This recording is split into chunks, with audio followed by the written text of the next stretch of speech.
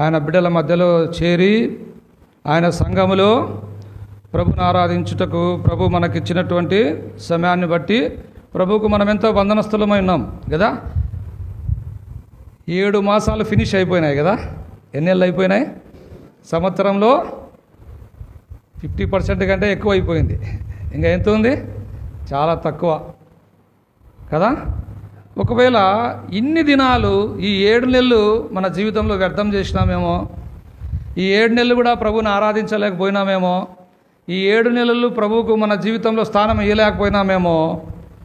అందుకే దేవుడు మనల్ని ప్రేమించి ఈ యొక్క 8వ మాసము మొదటి ప్రభు దినాన్ని మనకు దేవుడు అనుగ్రహించినాడు. కనుక ఈ 5 నెలల్లోనైనా ప్రభు సన్నిధికి మనం వచ్చి ప్రభువుని ఆరాధించాలని దేవుని యొక్క సంకల్పం.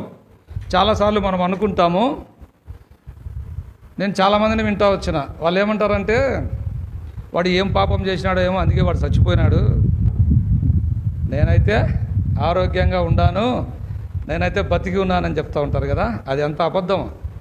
మనం ఈరోజు ఆరోగ్యంగా ఉన్నామంటే, ఈరోజు మనము దేవుని సన్నిధికి వచ్చినాము అంటే అది కేవలము దేవుని యొక్క కృప, ఆయన కృపా మహదైశ్వర్యం బట్టి ప్రభు మన ఆయుష్ను పొడిగించినాడు, మన జీవితాన్ని పొడిగించినాడు. చక్కగా ఆయన మందిరానికి వచ్చినాం, ఆయన ఆలయంలో మనం కూర్చున్నాం. చక్కగా ప్రభును మనము ఆరాధించాలి, ప్రభును మనము స్తుతించాలి. దేవుని వాక్యంలో ఒక మాట ఉంది, నన్ను గణపరచు వారిని నేను గణపరుస్తాను. మనం ప్రభువును సరైన విధానంలో గణపరిస్తే తప్పకుండా దేవుడు మనల్ని గణపరుస్తాడు. దేవుడు మనల్ని ఎందుకు పిలిచినాడు తెలుసా? ఆశీర్వదించాలని పిలిచినాడు, మనల్ని దీవించాలని పిలిచినాడు, మనల్ని తనతో కూడా తన సింహాసనం మీద కూర్చుండబెట్టాలనేది దేవుని యొక్క సంకల్పం. చాలాసార్లు మనం ఏమనుకుంటామంటే, నాకేనా ఈ రోగము, నాకేనా ఈ అప్పులు, నాకేనా ఈ సమస్యలు, నాకేనా ఈ బాధలు. అవన్నీ కూడా దేవుడు ఎందుకు అనుమతించాడంటే నువ్వు ప్రభువుకు దగ్గరగా రావాలి, ప్రభువుకు నువ్వు దగ్గర సమీపంగా రావాలని దేవుడు మన జీవితంలో మనకు అవి అనుమతిస్తాడు. వాటిని బట్టి మనం నిరుత్సాహపడకూడదు. వాటిని బట్టి ఒకవేళ ఇన్ని దినాలు ఆరాధించకుండా వెనక్కి వెళ్ళిపోతున్నావేమో, దేవుడు నిన్ను ప్రేమిస్తూ ఉన్నాడు. ఈరోజు ప్రభువును ఆరాధించాలని ప్రభు కోరుతూ ఉన్నాడు. ఇప్పుడు మనము మొదటిగా చదువుకున్నాం కదా, కీర్తనలు 147 మొదటి వచనం. మళ్ళీ చదవండి ఎవరైనా. యెహోవాను స్తుతించుడి. ఏంది మంచిది? దేవునికి స్తోత్ర గానము చేయటం మంచిది. కనుక మనము ఒక మంచి పని చేయడానికి వచ్చినాం. ఏందా మంచి పని చెప్పండి? దేవునికి స్తోత్రము గానము చేయడానికి మనల్ని దేవుడు తీసుకొని వచ్చినాడు. కనుక మనం ప్రభుని మనం స్తుతించే వారం. చదవండి, తర్వాత చదవండి. ఏంటంటే అది ఇట్స్ అ బ్యూటిఫుల్. ఈ లోకంలో మనోహరమైనది ఏదైనా ఉంది అంటే, ఈ ప్రపంచంలో సౌందర్యవంతమైనది ఏదైనా ఉంది అంటే అదేందంట? ప్రభువును ఆరాధించడం, ప్రభువును స్తుతించడం. కనుక ఉదయకాల సమయంలో మన దేవునికి మనం మనోహరమైనటువంటిది, శ్రేష్టమైనటువంటిది ప్రభువుకు చెల్లించి ప్రభువును మనము స్తుతించే వారంగా ఉండాలి, ప్రభువును మనము ఆరాధించే వారంగా ఉండాలి. ఇప్పుడు 113వ కీర్తన 5వ వచనంలో ఒక అద్భుతమైనటువంటి మాట చదవండి. ఎవరండి దేవుడు? ఎవరి దేవుడు?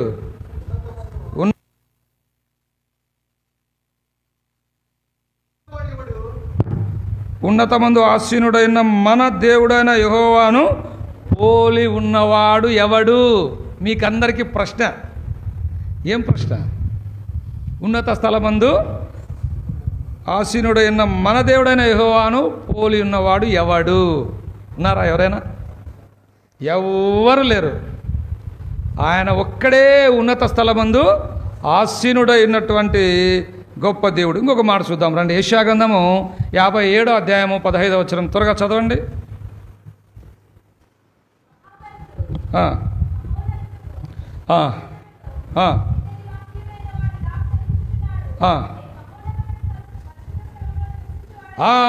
పరిశుద్ధమైనటువంటి స్థలములో, మహోన్నతమైనటువంటి స్థలములో ఈ దేవుడు నివసిస్తూ ఉన్నాడు. ఆయన మహాగణుడు, మహోన్నతుడు, మహోన్నతమైనటువంటి స్థలములలో ఆయన నివసిస్తూ ఉన్నాడు. ఇంకొక మాట చూద్దాం రండి. ఆమోస్ గ్రంథం 4వ అధ్యాయం 13వ వచనం. త్వరగా ఆమోస్ గ్రంథం 4వ అధ్యాయం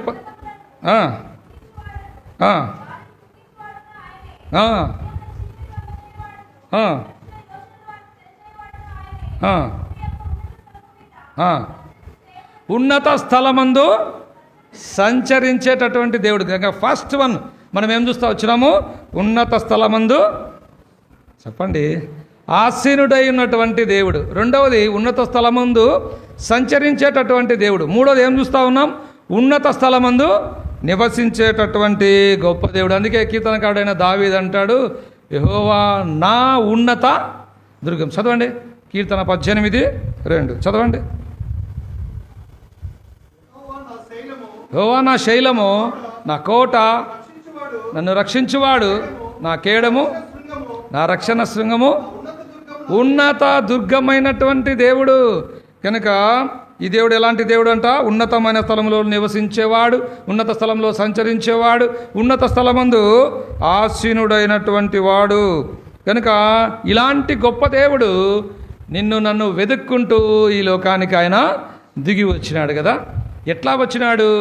శరీరధారిగా, కృపాసత్య సంపూర్ణుడిగా నీ కొరకు నా కొరకు యేసుక్రీస్తు ప్రభుల వారు ఈ లోకానికి ఆయన దిగి వచ్చినాడు. చూడండి, మనము ఈ లోకంలో యేసుక్రీస్తు ప్రభుల వారు చేసినటువంటి శిలువ కార్యం చాలా గొప్పదండి. ఇది మనం చాలాసార్లు ప్రభుని అంగీకరించిన మనము శిలువను గురించి తేలికగా మాట్లాడుతూ ఉంటాం.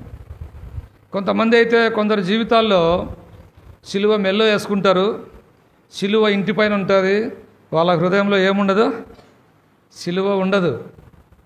కనుక శిలువ కార్యం ఇది అద్భుతమైనటువంటిది.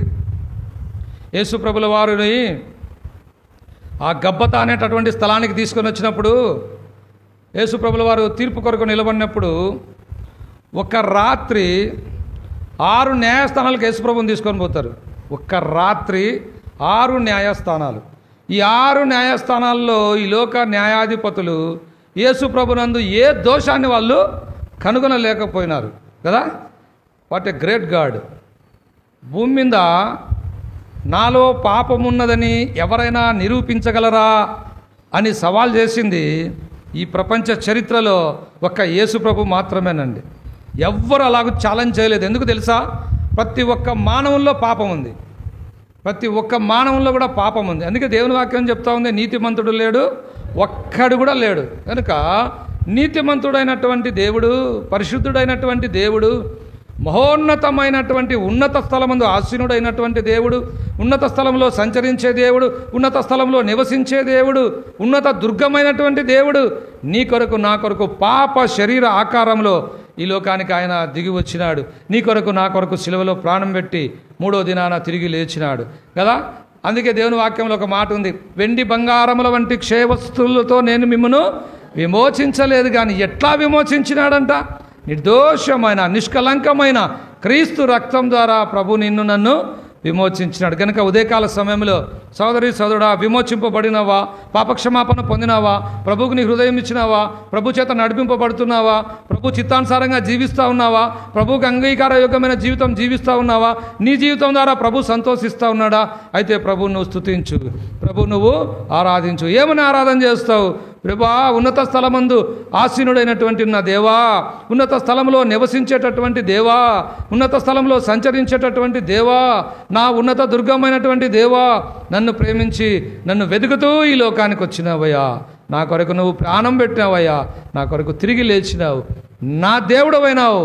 అందుకు ఉదయకాల సమయంలో ప్రభా నేను నిన్ను సాగిలపడి ఆరాధిస్తా ఉన్నానని ప్రభును మనము స్తుతించాలా, ప్రభును మనము ఆరాధించేటటువంటి వారంగా మనం ఉండాలి. కనుక ఉదయకాల సమయంలో నీ జీవితంలో ఈ అనుభవంలో ఉంటే నువ్వు ప్రభువును ఆరాధించాలి. ఒక మాట చూద్దాం రండి. హెబ్రీయులకు రాసిన పత్రిక 1వ అధ్యాయం 3-4 చదవండి.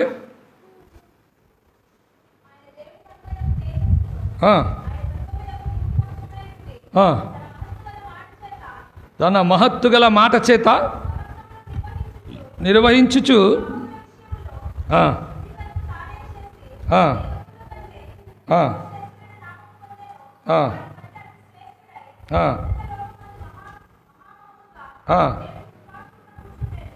ఎక్కడ కూర్చున్నాడంట?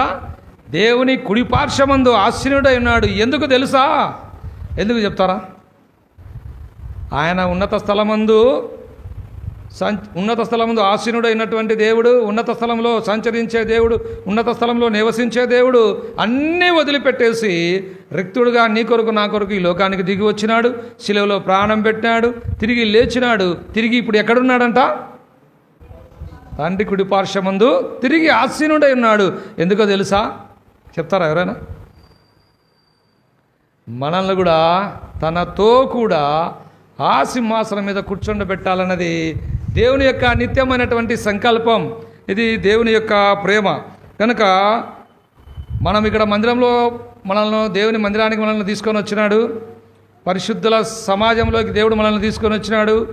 జ్యేష్ఠుల సంఘం ఇది. ఏంది ఇది? జ్యేష్ఠుల సంఘం. ఇంకా మనకు బాగా చెప్పాలంటే ఏముంది మందిరంలో చెప్పండి? దేవుని సంచారం ఉంది. ఒకసారి జాగ్రత్తగా వినండి. ఒకసారి ఏమన్నా మందిరానికే రావాలన్నా, మందిరంలో కూర్చొని ఆరాధన చేయాలన్నా, ఇంట్లో టీవీ ఆన్ చేస్తే ఎన్ని ఛానల్స్లో దేవుని వాక్యం వస్తుంది కదా, అవి చూడొచ్చు కదా. మందిరానికి ఎందుకు రావాలి? మీకు కూడా ఎవరికైనా ఉందా డౌట్?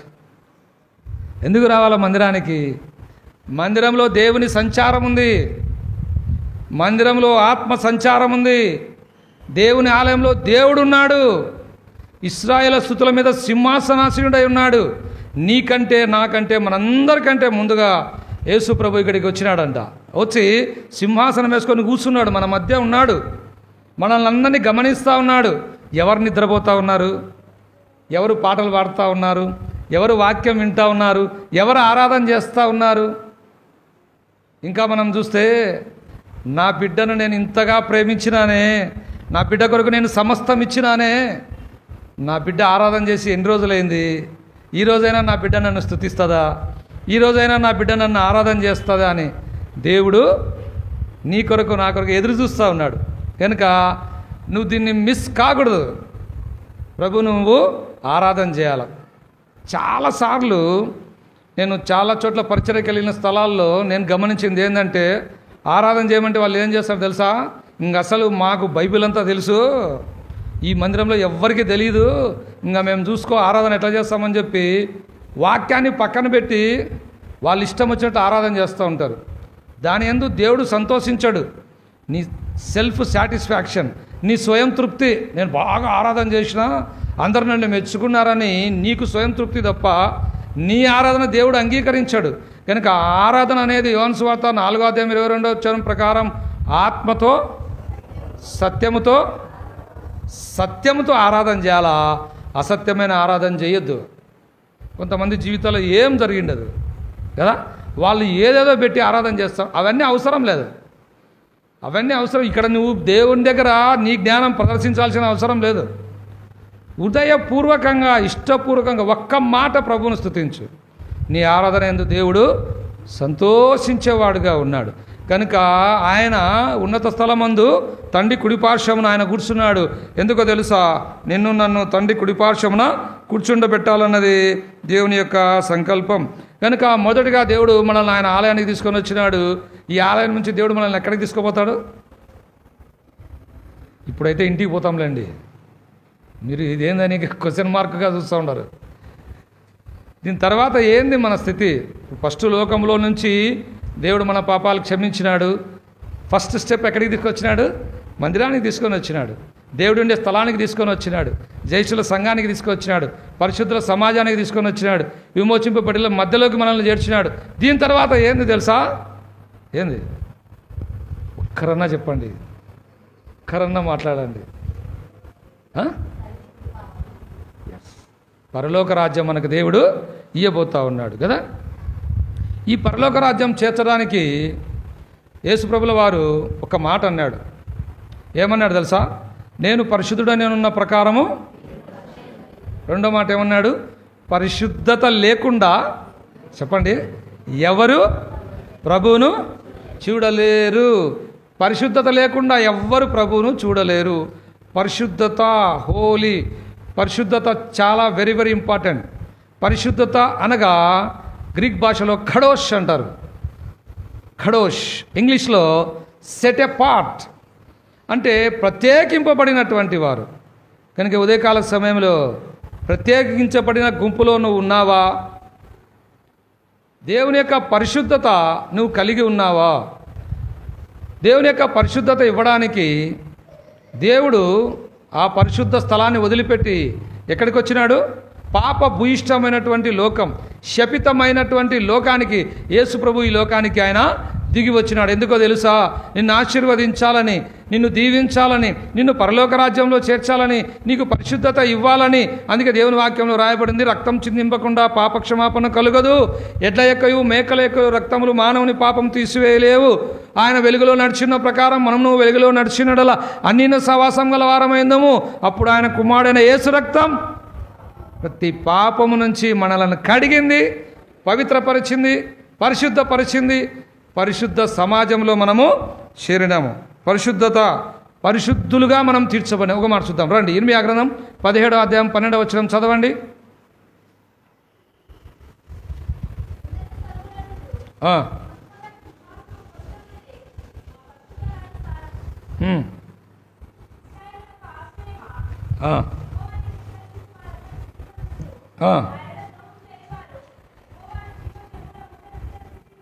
చాలమ్మా. ఇక్కడ మనం చూస్తే 17:12లో దేవుడు మనకు పరిశుద్ధత అనే వరాన్ని దేవుడు మనకు అనుగ్రహించినటువంటి వాడుగా ఉన్నాడు. కనుక దేవుని వాక్య ప్రకారం మనమందరం ఎవరము? అపవిత్రులము, అపవిత్రమైనటువంటి జీవితం కలిగినటువంటి వారము. దేవుని వాక్యంలో చూస్తే ఎన్ని వచనాలు ఉన్నాయో తెలుసా? హృదయం అన్నిటికంటే మోసకరమైనది, ఘోరమైన వ్యాధి గలది. అంటే మన హృదయం ఎలాంటిది? ఘోరమైన వ్యాధి గలది. దాన్ని ఈ లోకంలో, ప్రపంచంలో ఎవ్వరూ గ్రహించలేరు కదా. కనుక దేవుని వాక్యంలో ఉంది, నాలుక కింద ఏముందంట? పాపం ఉందంట. హృదయంలో పాపం ఉంది, నాలుక కింద పాపం ఉంది, చూపులో పాపం ఉంది, తలంపులో పాపం ఉంది, హృదయంలో పాపం ఉంది, చేతుల్లో పాపం ఉంది, కాళ్ళల్లో పాపం ఉంది. అందుకే ఆ యెషయా ప్రవక్త అంటాడు కదా 1వ అధ్యాయంలో, అరికాలు మొదలు నడినెత్తి వరకు ఎలాంటి స్వస్థత లేదంట. ఎట్లా ఉందంట మన జీవితము? పచ్చి పుండ్లు కదా, గాయాలు, పిండబడలేదు, మెత్తబడి చేయబడలేదు, మర్దన చేయబడలేదు. ఇది మన స్థితి. This was our condition. ఇది మన స్థితి. ఇలాంటి మనలను ప్రభు ఎంతగానో ప్రేమించినాడు. ఆయన పరిశుద్ధత నీకు నాకు అనుగ్రహించిన కనుక ఉదయకాల సమయంలో పరిశుద్ధపరచబడినావా? నీ జీవితం మార్చబడిందా? నీ జీవితంలో ఉన్న పాపం తొలగిపోయిందా? నీ హృదయంలో ఉన్న పాపం తొలగిపోయిందా? నువ్వు పరిశుద్ధపరచబడినావా? పరిశుద్ధపరచబడి ఉంటే ఉదయకాల సమయంలో ప్రభువును నువ్వు ఆరాధించాలా, ప్రభువు నువ్వు స్తుతించాలా. ఏమని స్తుతిస్తావు? ప్రభా, ఉన్నత స్థలంలో ఆసీనుడైనటువంటి దేవుడు, నన్ను పవిత్రపరచుటకు, నన్ను పరిశుద్ధపరచుటకు ప్రభా నా కొరకు ఈ లోకానికి వచ్చినావు, సిలువలో ప్రాణం పెట్టి తిరిగి లేచినావు. నా పరిశుద్ధత ఇచ్చుటకు ప్రభా సిలువలో రక్తం చిందించినావు. నీ రక్తం ద్వారా నా ప్రతి పాపాన్ని కూడా కడిగినావు. దేవా, నన్ను పరిశుద్ధపరిచినావు. తండ్రి, నీకు వందనాలని ప్రభును మనము స్తుతించాలి, ప్రభును మనము ఆరాధించాలి. This is the first blessing, మొట్టమొదటి ఆశీర్వాదం. యేసు ప్రభుల వారు మనల్ని సింహాసనం ముందు కూర్చుండబెట్టాలని ఈ లోకానికి వచ్చి సిలువలో ప్రాణం పెట్టి తిరిగి లేచి మనకిచ్చిన మొట్టమొదటి ఆశీర్వాదం పరిశుద్ధత అనేటటువంటి ఆశీర్వాదాన్ని ఆయన మనకు అనుగ్రహించాడు. రెండో ఆశీర్వాదం చూద్దాం రండి. యోబు గ్రంథం 25వ అధ్యాయం 2వ వచనం చూడండి. యోబు గ్రంథం 25:2 దయచేసి చదవండి.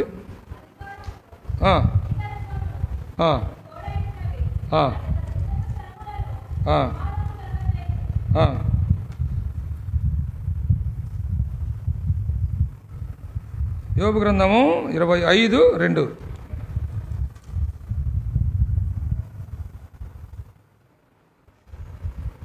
అధికారమును భీకరత్వమును ఆయనకు తోడైనవి, ఆయన తన ఉన్నత స్థలములలో సమాధానము కలుగజేయడం. ఉన్నత స్థలములలో ఉండే ఈ దేవుడు నీకు నాకు ఏం కలుగజేసినాడంట? సమాధానాన్ని కలుగజేశాడు. మన పాపాన్ని బట్టి మనమందరం దేవునికి దూరం అయిపోయినాం. దేవునికి మనకు సంబంధం తొలగిపోయింది. దేవునికి మనకు పెద్ద అగాధం ఉంది. అయితే ఈ మధ్యపు గోడను యేసుక్రీస్తు ప్రభుల వారు చీల్చేసినాడంట. తండ్రితో మనల్ని ఏకం చేసినాడు. ఇప్పుడు తండ్రికి మనకు ఉండే సంబంధం ఏం తెలుసా? ఏంది? ఆయన సన్నిధిలో మనము ఎట్లా ప్రార్థన చేస్తాను? తండ్రి తండ్రి. ఏం రిలేషన్షిప్ తెలుసా? ఇది వండర్ఫుల్ రిలేషన్షిప్. ఇది అద్భుతమైనటువంటి సంబంధం. ఇది తండ్రిని కాక ఎవరైనా పిలుచారా? ఎవరిని పిలిచారు కదా. పరలోకపు తండ్రి, నీ బిడ్డగా నీ ఆలయంలో ప్రార్థించే ధన్యత నాకు ఇచ్చినావయ్యా. నీ బిడ్డగా నన్ను చేసుకున్నావు, నాకు సమాధానం ఇచ్చినావు. సమాధానం గురించి దేవుని వాక్యంలో అద్భుతంగా వ్రాయబడిందండి. మానవునికి జీవితంలో నెమ్మది లేదు. అందుకే యెషయా గ్రంథం 48:22లో ఒక అద్భుతమైన మాట, ఎవరైనా చదవండి. ఒక్కరే చదువుతూ ఉన్నారు, మిగతా వాళ్ళు కూడా పార్టిసిపేట్ చేయండి. దుష్టులకు నెమ్మది ఉండదని. ఎస్, ఎవరికి నెమ్మది ఉండదు చెప్పండి? ఎవరికి నెమ్మది ఉండదు? దుష్టులకు. కనుక మన జీవిత యాత్రలో ప్రభువుని ఎరగక మునుపు, ప్రభు సన్నిధికి రాక మునుపు మన జీవితంలో ఏం లేదు? నెమ్మది లేదు, శాంతి లేదు, సమాధానం లేదు. మీరు జాగ్రత్తగా గమనించండి. ఈ లోకంలో గొప్ప గొప్ప ధనవంతులు మనం చూస్తూ ఉంటాం కదా. గొప్ప ధనవంతులు మనము చూస్తూ ఉంటాం. ఒక ఆయన తమిళ్ సూపర్ స్టార్ ఉన్నాడు. ఒక ఆయన ఏమన్నాడు తెలుసా? నిజమైన శాంతి కావాలంటే హిమాలయాలకు పోవాలని చెప్పినాడు కదా. ఇంకొక ఆయన ఉన్నాడు, world greatest singer, pop singer Michael Jackson. ఆయన చాలా ఏళ్ళు బతకాలని చెప్పేసి దాదాపుగా 30 సార్లు ప్లాస్టిక్ సర్జరీ చేయించుకున్నాడు. అతనికి డైట్ అంటే అతనికి ఫుడ్ పెట్టడానికి డాక్టర్లు ఉన్నారంట చాలామంది. అతనికి ఏం జరిగినా మినిట్స్లో ట్రీట్మెంట్ ఇవ్వడానికి అతని దగ్గర చాలామంది డాక్టర్లు ఉన్నారంట. అతను ఎక్కువ కాలం బ్రతకాలని ఇష్టపడినాడు. విపరీతమైన డబ్బులు సంపాదించినారు. ఆయన ఇల్లు 25,000 ఎకరాల్లో ఆయన ఇల్లు ఉందంట. ఎన్ని ఎకరాలు? 25,000. అంత పెద్ద ఇల్లు కలిగిన వ్యక్తి, వరల్డ్లోనే మంచి పాప్ సింగర్. ఆయన ఒకవేళ భారతదేశానికి వచ్చి పలానా చోట ఆయన డ్యాన్స్ ప్రోగ్రాం ఉందంటే టికెట్లు విపరీతంగా కోట్లల్లో అమ్మడబోయేటి. అయితే ఆ వ్యక్తి 50 సంవత్సరాలకి చచ్చిపోయినాడు. ఆ వ్యక్తి చనిపోతూ ఒక లెటర్ రాసినాడు. ఏమని రాసినాడు తెలుసా? నిజమైన శాంతి అసంభవం అని రాసినాడు. ఏం రాసినాడు? నిజమైన శాంతి అసంభవం కదా. యేసుప్రభుని అంగీకరించకుండా చచ్చిపోయినాడు, శాంతి పొందకుండా పోయినాడు. ఇంకొక మాట చెప్తా. యేసుప్రభు కంటే చాలా సంవత్సరాల ముందు భూమి మీదకి ఒక ఆయన వచ్చినాడు. ఆయన ఒక చెట్టు కింద కూర్చున్నాడు. శాంతి శాంతి శాంతి అన్నాడు. శాంతి పొందకుండానే ఈ లోకాన్ని వదిలి వెళ్ళిపోయినాడు. ఆయన ఎవరో మీ అందరికీ తెలుసు. చూడండి, కూర్చొని శాంతి శాంతి అంటే శాంతి వస్తుందా? ఒకవేళ నువ్వు పెళ్లి చేసుకోవడానికి శాంతి అనే పేరు గల అమ్మాయి నీకు దొరకచ్చు, కానీ నీ జీవితంలో ఏం దొరకదు? శాంతినిచ్చేవాడు యేసుప్రభే, సమాధానం ఇచ్చేవాడు యేసుప్రభే. నీ జీవితంలో శాంతి సమాధానం దేవుడు అనుగ్రహించినాడు కదా. దీనికి ఉదాహరణ ఏం చెప్పగలం చెప్పమంటారా? ఎంత ప్రశాంతంగా కూర్చున్నారు చూడు మీరందరూ కదా. ఎంత నెమ్మదిగా కూర్చొని ఉన్నారో, ఎంత ప్రశాంతంగా కూర్చొని ఉన్నామో కదా. ఒకప్పుడు ఇట్లా లేదు. ఆదివారం వస్తే ఎన్నో టెన్షన్లు.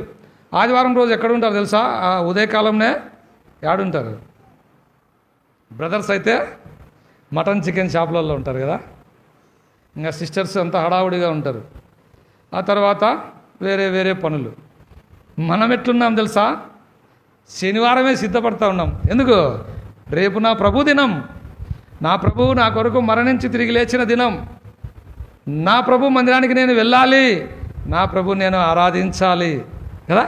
అందుకే మనం ఉదయకాలంలో లేచి సిద్ధపడి దేవుని ఆలయానికి వచ్చి నెమ్మదిగా కూర్చున్నాం కదా. దేవుని వాక్యంలో రాయబడినట్లు దుష్టులకు నెమ్మది ఉండదు. దుష్టత్వం నుంచి ప్రభు మనల్ని తప్పించినాడు, మనకు సమాధానం అనుగ్రహించినాడు, మనకు శాంతిని అనుగ్రహించినాడు కదా. సమాధానం గురించి నేను ఒక మాట చెప్తా చూడండి. ఈ లోకం ఇచ్చే సమాధానం వేరు, దేవుడిచ్చే సమాధానం వేరు. ఈ లోకం ఇచ్చే సమాధానం ఎట్లుంటుందో తెలుసా? జాగ్రత్తగా వినండి. నీ జీవితం విజయపథంలో నడుస్తూ ఉంటే అందరు నీతో సమాధానంగా ఉంటారు. నీ జీవిత యాత్రలో నువ్వు ఆరోగ్యంగా ఉంటే అందరు నీతో సమాధానంగా ఉంటారు. నీ జీవితంలో నువ్వు డబ్బు కలిగి ఉంటే అందరు నీతో సమాధానంగా ఉంటారు కదా. నీ జీవితం అపజయ పాలు, ఓటమి పాలు ఉంటే నీతో సమాధానంగా ఉంటారా? ఎవ్వడుండడు. అవునా కాదా? రెండోది, నువ్వు అనారోగ్యంగా మంచం పట్టామనుకో నీతో సమాధానంగా ఉంటారా? ఉండరు. ఎందుకు తెలుసా? వాని దగ్గర పోతే వాడు డబ్బులు అడుగుతాడు, వాని కథ మళ్ళా చూద్దాంలే అంటాం కదా. ఇది ఈ లోకం ఇచ్చే సమాధానం. దేవుడిచ్చే సమాధానం ఎట్లుంటుందో తెలుసా? కీర్తనల గ్రంథం 119, 165లో ఉంది. పూర్ణ సమాధానం, పర్ఫెక్ట్ పీస్, పరిపూర్ణమైనటువంటి సమాధానం, అబండెంట్ పీస్, సమృద్ధి అయినటువంటి సమాధానం, నిశ్చలమైనటువంటి సమాధానం. నిశ్చలమైన సమాధానం అంటే ఏంది?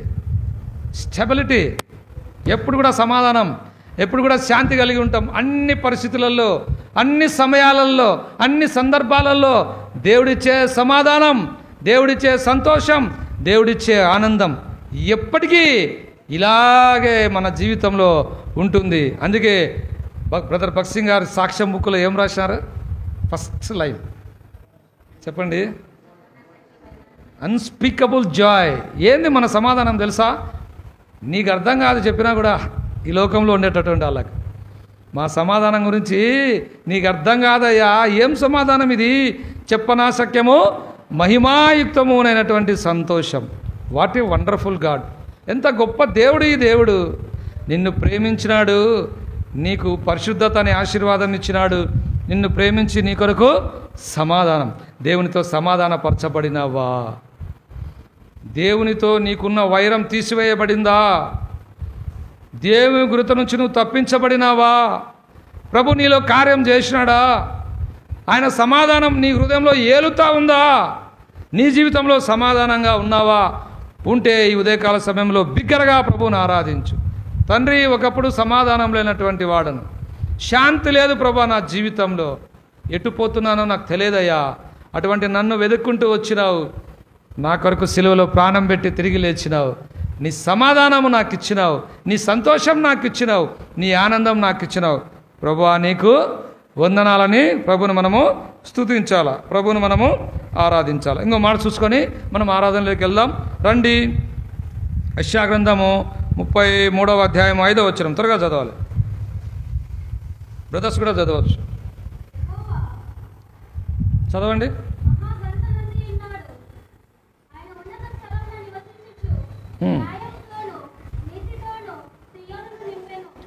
ఉన్నత స్థలములో ఆయన నివసించుచు నీతిమంతుడైనటువంటి దేవుడు. రైచియస్నెస్, దైవ నీతిని మనకు అనుగ్రహించినాడు. దేవుని యొక్క నీతిని ఆయన మనకు అనుగ్రహించినాడు కదా. మన జీవితం ఎట్లా ఉంటుందంటే దేవుని వాక్యం ఏం చెప్తా ఉంది? మానవుని జీవితం చెప్పండి మురికి, మానవుని జీవితం మురికి పెలికలంట కదా. మురికి పెలికలు ఎవరైనా ఇష్టపడతారా? చీచి అంటారు కదా. అలాగే మన జీవితాన్ని బట్టి చూస్తే మనం కూడా అంతకంటే ఘోరమైనటువంటి జీవితం మనది. మురికి పేలికల లాంటి జీవితం, ఎవ్వరూ ఇష్టపడనటువంటి జీవితం, అందరూ అసహించుకునేటటువంటి జీవితం. పైకి బాగా తెల్ల షర్ట్ వేసుకున్నాము, వైట్ డ్రెస్లో ఉన్నాం, కానీ మన జీవితం అంతా పనికిమాలిన జీవితం ఇంకొకటి ఉండదు. నేను ఒకరోజు ప్రార్థన చేసుకుంటా ఉంటే నాకు విపరీతమైన ఏడుపు వచ్చింది. ఎందుకు తెలుసా? ప్రభువా నేను ఎంత దౌర్భాగ్యుడను.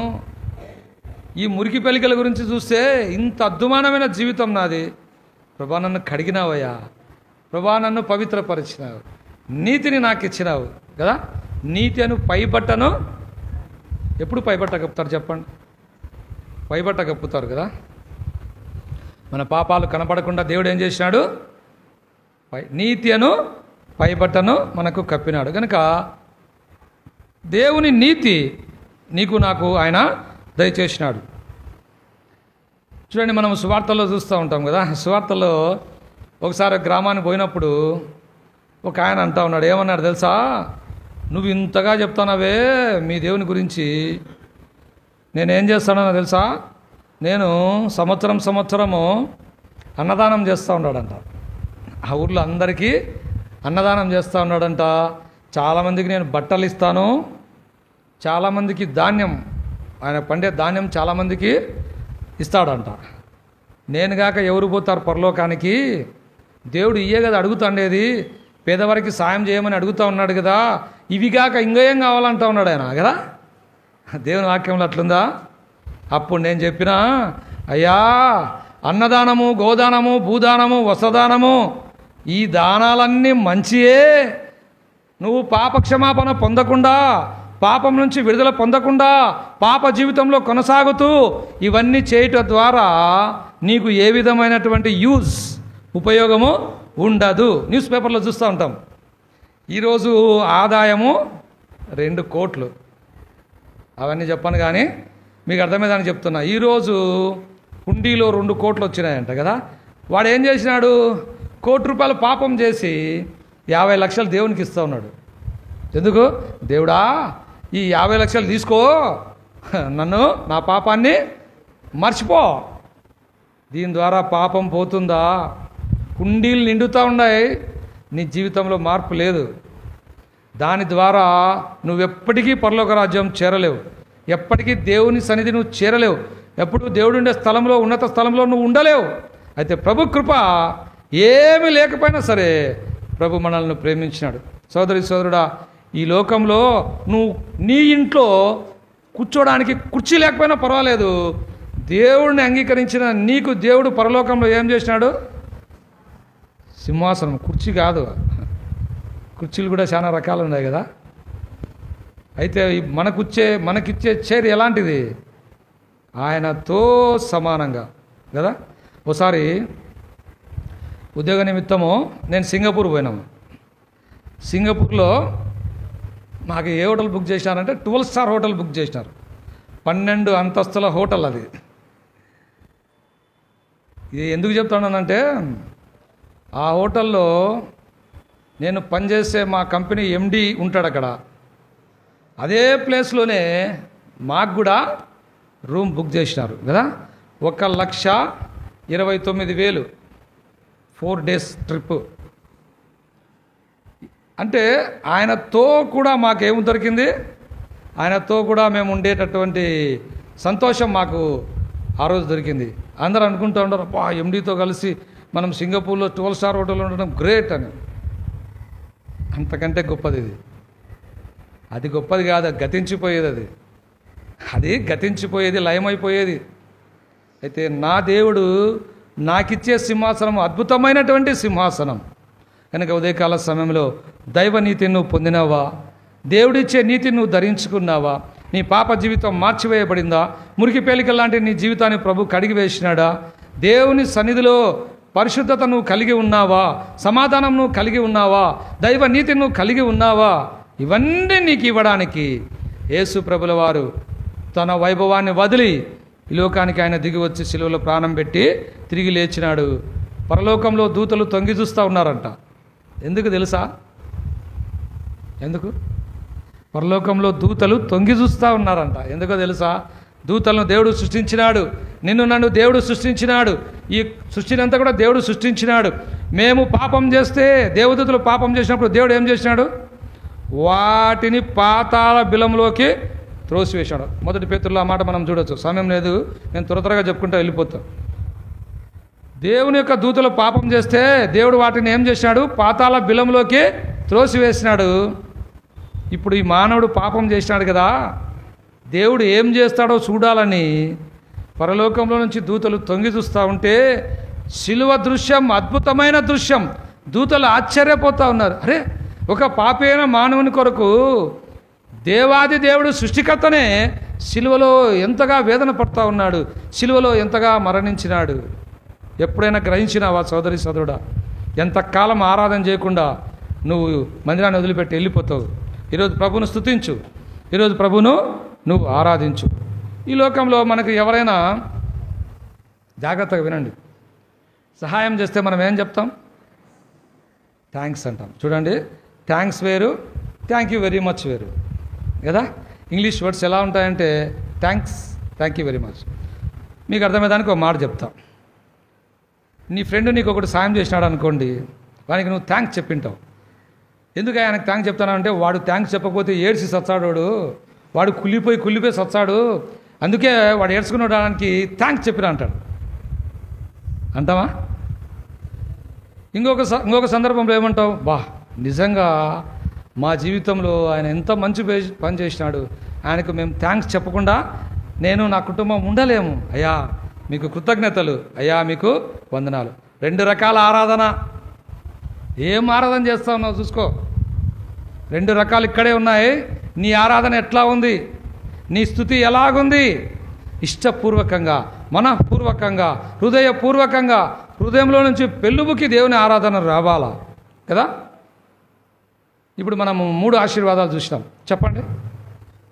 నెంబర్ 1 గట్టిగా చెప్పండి, పరిశుద్ధత. తర్వాత ఈ ఆశీర్వాదాలన్నీ కూడా నువ్వు పొంది ఉంటే ఉదయకాల సమయంలో ప్రభువు నువ్వు